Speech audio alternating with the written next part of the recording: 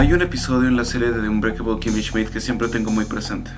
El episodio es el tercero de la segunda temporada de la serie, escrita por Tina Fey, y se centra en cómo Titus, uno de los protagonistas, intenta montar un one-man show sobre su vida pasada como geisha, y casi instantáneamente se reúne un grupo de personas preocupadas por los derechos y representación de los asiático-americanos, y están muy enojados por la intención que tiene Titus de apropiarse de su cultura y burlarse de ella de manera tan grosera.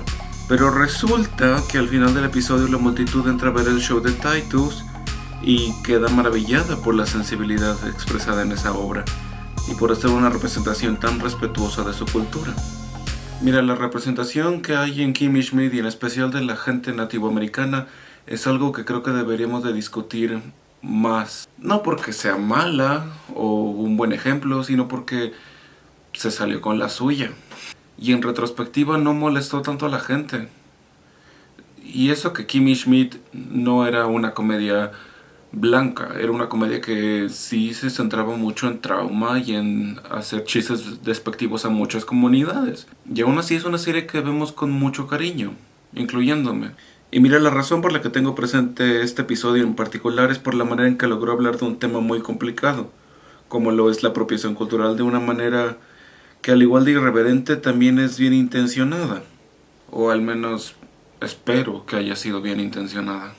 Pero porque creo que hay una barrera muy fina cuando hablas de cosas que están muy alejadas de tu propia realidad, y depende mucho de la persona que cuenta la historia o el chiste o la anécdota, porque puedes tener buenas intenciones y mala ejecución, o al contrario, accidentalmente.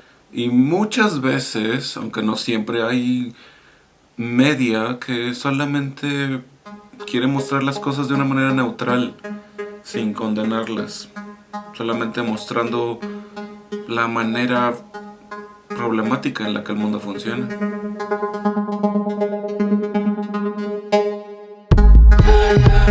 A finales del año pasado, luego de ser pospuesta por muchos meses, se estrenó en Estados Unidos Promising Young Woman, o Hermosa Venganza, como le pusieron aquí en México. Es una película de crimen y thriller con un poquito de comedia negra esparcida por ahí. Escrita y dirigida por Emerald Fennell y producida por la compañía productora de Margot Robbie. La película, protagonizada por Carey Mulligan, cuenta la historia de Casey. Hola, Julio de editando esto, y me acabo de dar cuenta que pronuncio el nombre mal de la protagonista durante todo el video.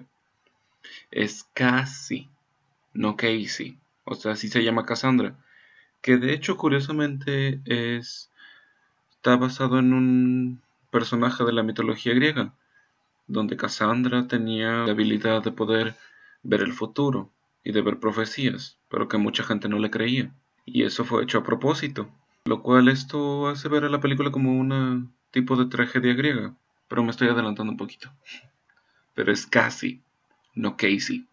Una mujer que, entre otras cosas, se dedica algunas noches a ir a bares y fingir estar alcoholizada, pero solamente para ver si algún hombre llega a intentar querer aprovecharse de su estado, lo cual llega a suceder. Y la estrategia de Casey es intimidarlos una vez que exponen sus intenciones y darles una lección para que no vuelvan a intentar hacer eso con ninguna mujer en estado de ebriedad. Se nos da a entender que esto deviene luego de que mientras estudiaba medicina hace años, su mejor amiga Nina fue abusada sexualmente, y tras una denuncia que no fue escuchada, eso la indujo en una depresión muy fuerte, a salirse de la carrera y poco después a su muerte. Casey tiene mucha culpa por no haber podido evitar que eso sucediera, y cuando se entera que el abusador de su amiga va a casarse, decide empezar una venganza para de alguna manera por fin hacerle justicia a Nina. Si todavía no ves la película, yo te recomendaría que saltaras a este punto, para que entiendas bien de todo lo que voy a estar alrededor de este video. Primero con una de sus excompañeras, manipulándola a embriagarse hasta el punto de que al día siguiente le hace creer que fue abusada sexualmente. Luego va con la decana de su facultad, que rechazó la denuncia de Nina por falta de evidencia, y la hace creer que su hija adolescente está en peligro de que le ocurra algo muy similar a lo que le sucedió a Nina. Luego va con el abogado que representó el caso y descubre que este lleva años siendo perseguido por remordimiento. Casey entonces empieza a entender que debe de empezar a superar lo que sucedió y que su venganza no va a traer a Nina de vuelta. Y mientras todo esto ocurre, Casey va empezando una relación con otro ex compañero de carrera, con el que se reencontró. Pero cuando se da cuenta de que este estuvo involucrado en el abuso de Nina, decide terminar con su plan, yendo a la despedida soltero del violador de Nina. Segunda advertencia de que si no has visto esta película saltes a este punto mencionado antes. Lo que te voy a decir ahora es completamente lo que pasa en los últimos 20-30 minutos, que es lo que ha hecho a esta película ser controversial y aclamada por mucha gente al mismo tiempo. Te doy 3 segundos.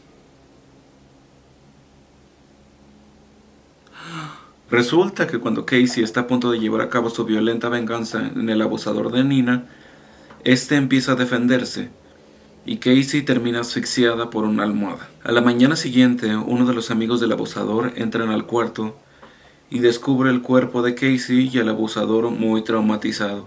El amigo le dice que no fue su culpa y que tienen que cubrir la evidencia para que su boda no se arruine.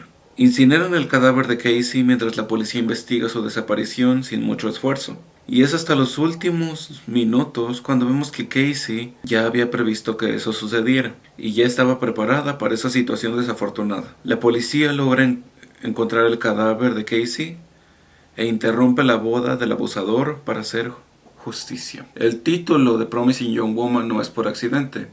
Está inspirado en una frase dicha por muchos medios de comunicación durante un caso de abuso sexual en la Universidad de Stanford, cometido por un estudiante deportista hacia una mujer inconsciente en una fiesta de fraternidad en enero del 2015.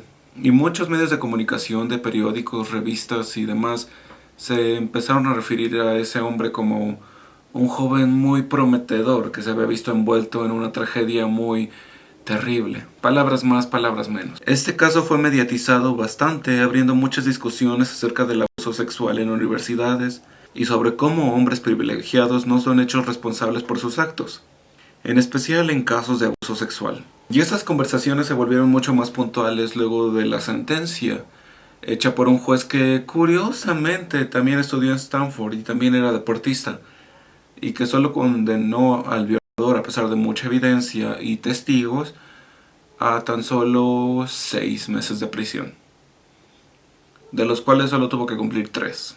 El juez dijo que de darle una sentencia más severa a ese violador, esta sentencia podría tener un efecto muy malo dentro del futuro del muchacho. Este caso dejaría una marca muy evidente dentro de todo el sistema penal de Estados Unidos y también en el mundo entero, siendo también una de las precursoras del movimiento Me Too. Do you really think I would do something like that? Luckily, I don't have as much faith in boys as you do. Y mira, es aquí cuando yo empiezo a sudar frío, porque yo no debería de estar hablando de esto, o al menos yo no debería de ser la única opción para hablar de esto. Yo como hombre que nunca se ha visto en una situación remotamente parecida, no debería de estar dando mi opinión o mi análisis sobre contenido que habla sobre abuso sexual. Ni tampoco debería de estar diseccionando narrativas que implican venganza por abuso sexual. En la descripción te voy a dejar algunas referencias de personas que hablan de esto de manera más detallada. Pero ahorita solo quiero mencionar unas cosas que van a servir para todo el discurso de este video. Promising Young Woman es en ciertos aspectos una película de venganza por violación, o la Rape and Revenge Movie, que es un subgénero del cine de explotación de los años 70. La película más representativa de todo este género es I Spit on Your Grave, y habla sobre cómo una joven mujer es abusada sexualmente, luego la joven logra recuperarse emocional y físicamente del maltrato, y empieza a perseguir, a aterrorizar y a tomar venganza de todos los hombres implicados en su abuso sexual. Y básicamente eso es la premisa de todo este tipo de películas. Estoy seguro que has de haber visto alguna o has escuchado alguna. David Fincher, Gaspar Noé, Quentin Tarantino, Tom Ford, Paul Verhoeven, Ingmar Bergman y varios otros cineastas han tomado uno o varios elementos de este tipo de narrativas, donde una mujer es abusada sexualmente y después busca justicia. Lo cual es muy complicado y tiene que hacerse con mucho cuidado para no hacer más daño que bien. Porque a final de cuentas estas películas intentan hacer un bien. Bueno, la mayoría de estas películas intentan hacer un bien, quiero pensar. Quieren relatar una historia de venganza que viene de un dolor personal y físico muy terrible. Un ejemplo más reciente de este tipo de película creo que es Revenge, de Coraline Farjat. Una película que sigue exactamente las convenciones de este género, de mujer abusada, luego la mujer se recupera y empieza a tomar venganza. Pero tiene un manejo un poco más cuidado que algunas de las películas antes mencionadas. A lo mejor es porque esta sí está hecha por una mujer, no lo sé. Es violenta, es agresiva, es dolorosa.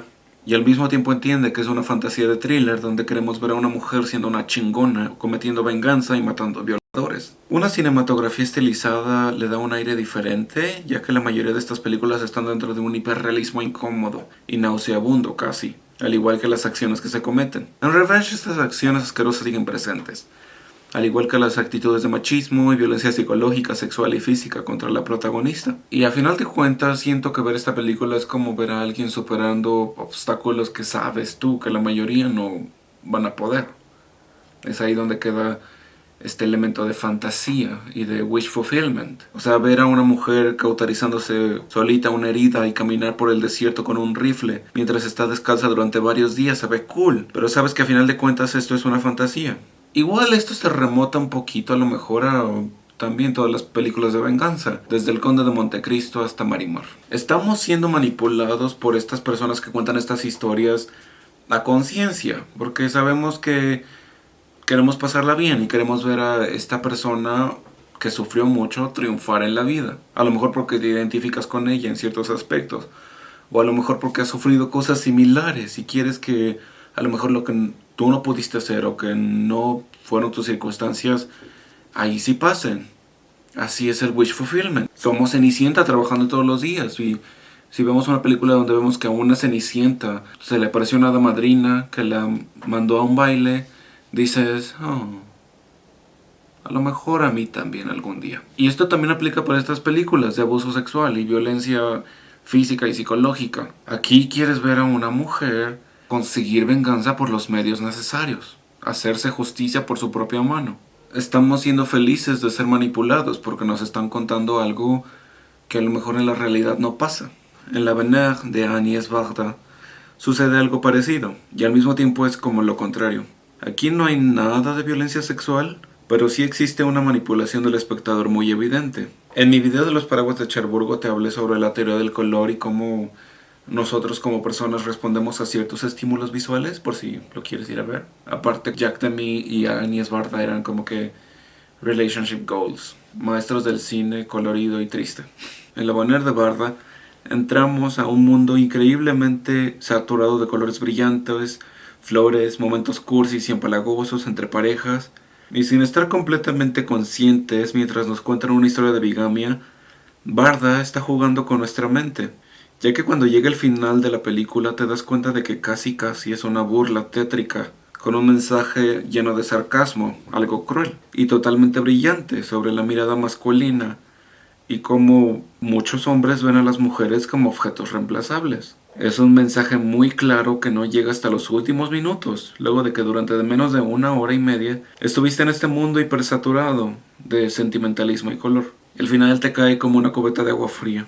Gianni Chamagat le dijo una película de terror envuelta en girasoles. Incluso en el tagline original del póster le decían como una película que solo una mujer podría atreverse a hacer. Lo cual encuentro como una frase muy divertida en muchos aspectos. Y divertida porque es verdad. Ni siquiera tengo que explicártelo. Haz maratón de estas 3 películas juntas y man ain't shit. Y las 3 películas son un buen ejemplo de cómo ves el mundo asqueroso y al mismo tiempo puede estar bien saturado de color y flores. Y mira, a mí me encantan este tipo de películas que juegan mucho con lo que ves y con lo que te están contando. O sea, yo quiero más películas de terror que estén llenas de flores y colores porque se vuelve mucho más pesado el tipo de terror, porque dices, ¿cómo podría yo estar triste aquí? Eso, por ejemplo, es el aspecto que más me gustó de Midsommar de Ari Aster. Me gusta mucho y quiero más. Promising Young Woman juega un juego similar, que a través de un exterior pastel, brilloso, pop y colorido, esconde una profunda y compleja exploración de un personaje inmovilizado por la pena y movida por la ira. Creo que la manera en que mejor subvierte todo lo que esperarías de una Revenge es que nunca muestra violencia sexual. Hay diferentes tipos de violencia muy explícita, pero la violencia sexual nunca se nos muestra en pantalla. Y esa creo que es una manera más poderosa de jugar con el espectador, porque si solo lo das a entender, el espectador va a ser muy mal pensado y se va a imaginar lo peor. Y normalmente las películas dentro de este género nos fuerzan a ver esa violencia sexual. Pero me imagino que tienes que hacerlo, porque si un espectador no ve qué está sucediendo, no lo va a creer. Promising Young Woman opta por evitar eso. Y el lenguaje que usa en su guión también es muy cuidado. El uso de la palabra violación es muy escaso, porque Emerald Fennell entiende que este tipo de cosas, más que ayudar, se vuelven detonantes emocionales y traumáticos para sobrevivientes de abuso sexual. Promising Young Woman crea un momento de seguridad y catarsis muy cuidada durante buena parte de su duración. Y uno creería que toda persona víctima de abuso sexual agradece mucho esta película y está completamente contenta con la representación. Y pues no. You're lying. Try it out next time you go out, see what happens.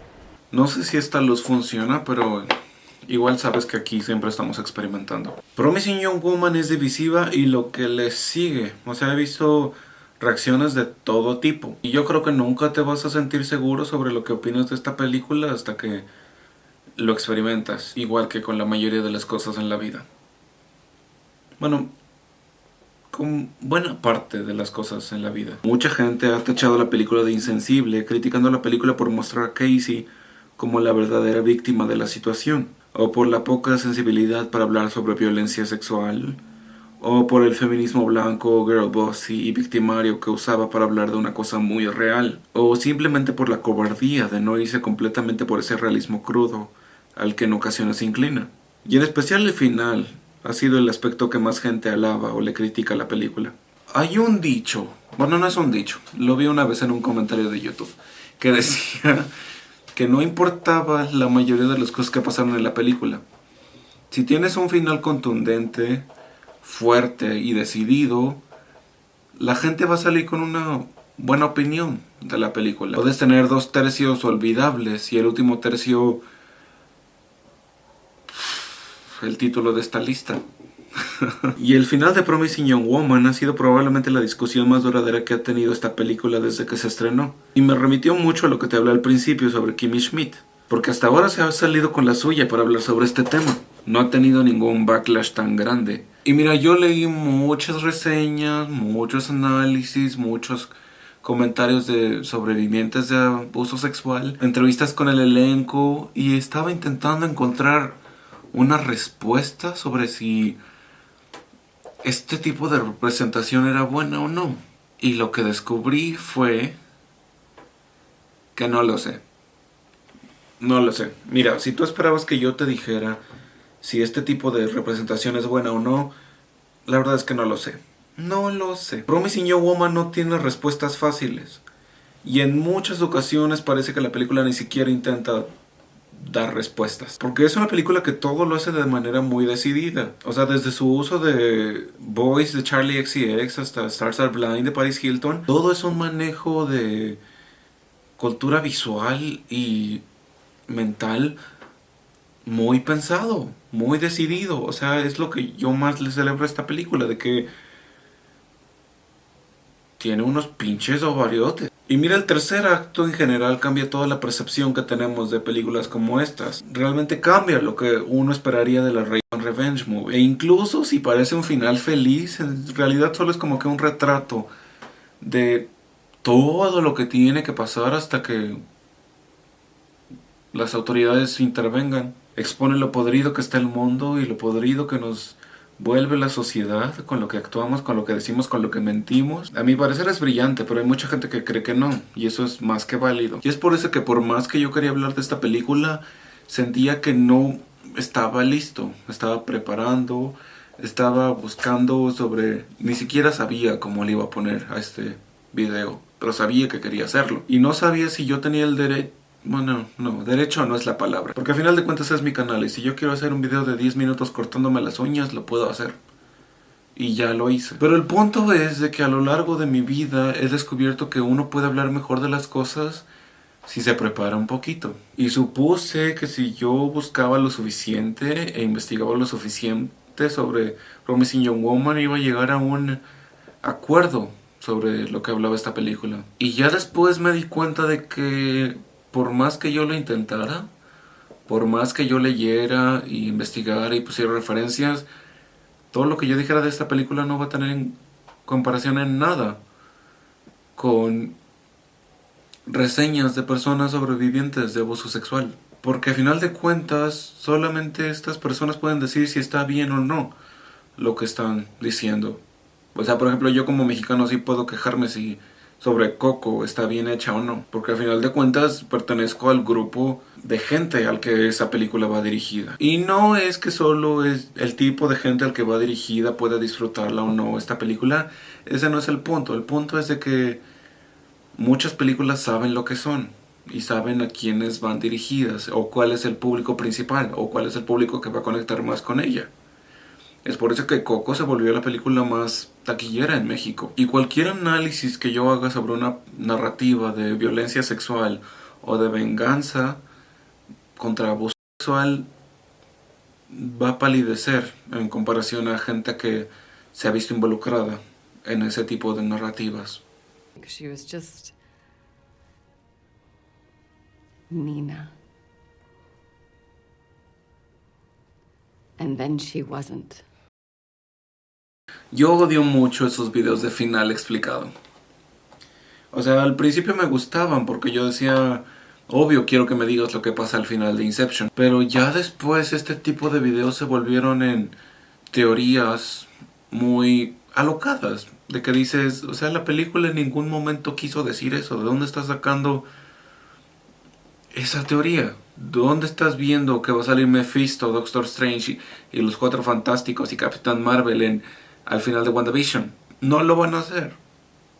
Spoiler, por cierto, de WandaVision. Porque siempre que una película tiene un elemento un poquito abstracto, hay este video de final explicado de esta película. Y al final de cuentas está bien. Cada quien puede hacer el contenido que quiera y consumir el contenido que quiera. Y no todos tenemos que tener la misma percepción de la película. Aunque creo que esa es la razón por la que no me gustan ese tipo de videos. Porque siento que le quitan mucho encanto a este tipo de películas que a lo mejor son abstractas a propósito. Y aparte siento que subestiman mucho a la audiencia, a la gente que ve la película.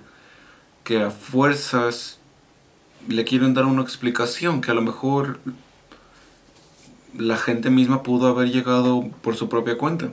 Y luego reducen todas estas películas a términos muy fríos y calculados.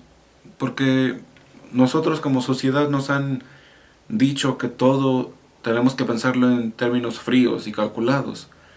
Que todo tiene una razón de ser, un sí o un no, porque nos enseñan a pensar más matemáticamente que sensiblemente. Nos enseñan más temas de matemáticas en la primaria que temas de filosofía o de pensamiento, porque a lo mejor funcionamos más cuando no nos relacionamos con el mundo de esa forma. Por ejemplo, otra de mis películas favoritas del año pasado fue I'm Thinking of Ending Things, de Charlie Kaufman. Y se parece mucho a Promising Young Woman en el aspecto de que es dolorosa y desoladora, pero en una forma diferente. Por ejemplo, cuando terminó I'm Thinking of Ending Things, yo me sentí muy extraño. Y ya días después me dio curiosidad saber qué tipo de libro era. Porque la película está basada en un libro y yo dije, ¿y cómo es el libro para que haya salido una película así? Y resulta que lo que más me había gustado de la película era lo abstracta que era. Y el libro le quitaba todo eso. El libro sí te daba respuestas claras sobre todo lo raro que estaba pasando. Y para mí fue eso no es lo que yo estaba pensando. Porque la película está bien abierta a la interpretación, según yo. Y siento que si una persona normal tuviera esa experiencia y quiere buscar una respuesta sobre lo que está sintiendo, va a encontrar básicamente lo que el libro dice. Y lo mismo me pasó con Mulholland Drive hace años que la vi. Que también entre más yo buscaba sobre lo que significaba la película, menos me gustaba. Pero mira, uno crece y se da cuenta de que el cine es un lenguaje. Que todos tenemos interpretaciones diferentes de la misma cosa. Porque el director puede querer decir una cosa y el guionista puede querer decir otra cosa. La persona actuando puede querer decir otra cosa con su actuación. Tú como espectador puedes entender una cosa totalmente diferente a lo que quieren decir las otras tres personas. El cine está lleno de lenguajes, está lleno de palabras que a lo mejor no comprendemos y que tenemos que diseccionarlas entre nosotros mismos. Y siento que ahorita el cine se está enfocando en dos extremos. Tienes un realismo lento, poético, sensible, sobre drama muy realista. Y tienes fantasía muy alejada de toda realidad conocida. Lo cual no es queja. Me gustan mucho los dos tipos de cine. Pero me encanta muchísimo más cuando estos dos tipos de cine se encuentran en medio. ¿Sabes? Cuando no puedes distinguir sobre qué es chiste y sobre qué es realidad. O sobre qué es la fantasía y qué es lo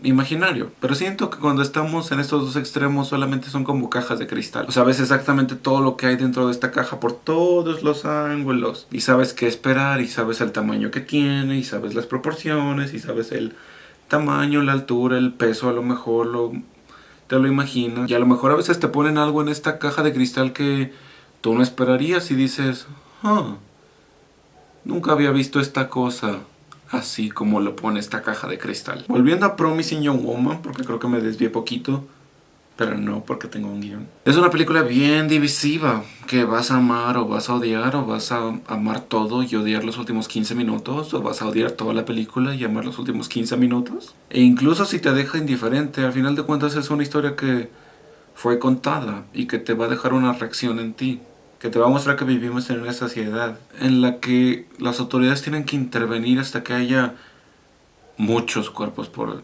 delante. Sus temáticas abordadas cada vez son tratadas de manera más mainstream, que representan este tipo de temáticas de manera más realista.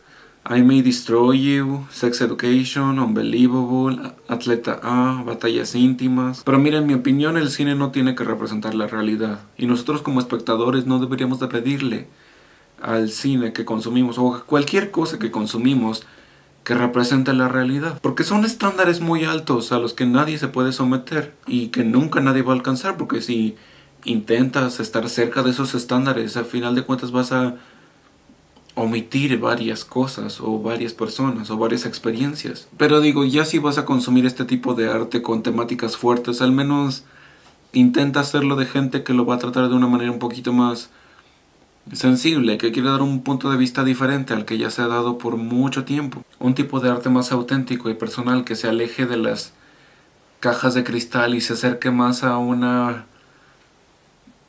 marco transparente, bien iluminado, que no lo encierre, sino que lo deje ser tal como es. Nameless, nobody. Nobody wants to be defined by the worst thing that's happened to them. Estas son flores falsas, obviamente. Y a veces las flores falsas son más bonitas que las flores de verdad. A veces, porque las flores falsas no se marchitan.